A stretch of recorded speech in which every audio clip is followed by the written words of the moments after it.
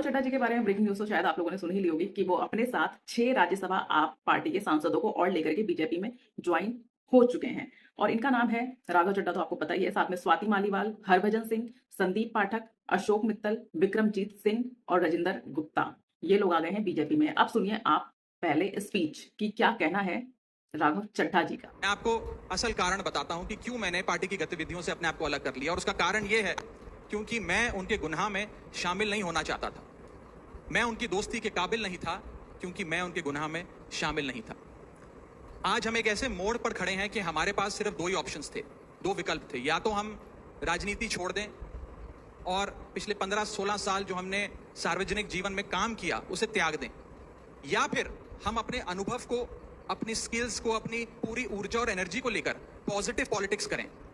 इसीलिए हमने ये डिसाइड किया that we the 2/3 members of parliament of the belonging to the Aam Aadmi Party in Rajya Sabha exercise the provisions of the Constitution of India and merge ourselves with the BJP. हम BJP में विलय कर। तो इनका मानना है कि आप जो है एक भ्रष्ट पार्टी थी और अभी इन्होंने मतलब देश की सबसे ईमानदार पार्टी को ज्वाइन किया है। और इनका शायराना अंदाज देखिए, शायराना अंदाज में ही इनकी दोगलापंती झलकती है। भाई आपको लगते होंगे ये दूध के धुले, मुझे नहीं लगते। और ये मेरे विचार हैं, मेरे निजी विचार हैं जो मुझे लगता है।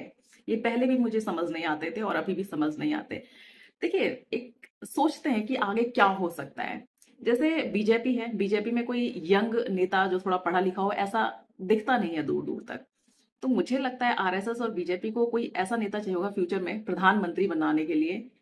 हो सकता है 15 साल बाद, 20 साल बाद, जब भी चाहिए हो, 10 साल बाद, जो एटलीस्ट प्रेस कॉन्फ्रेंस कर सके। तो हो सकता है वो आगे जाके लोकतंत्र की बैंड ऐसे ही बजती रही तो ये भी हो सकते हैं। और ये बीजेपी ज्वाइन करेंगे ये मुझे पहले ही पता था। मतलब अनुमान तो था ही इनकी हरकतों से और जिस तरीके से बीजेपी इनकी बातें मान जाती थी उस हिसाब से। अब इस पे आपकी क्या राय है जरूर बताइए। धन्यवाद।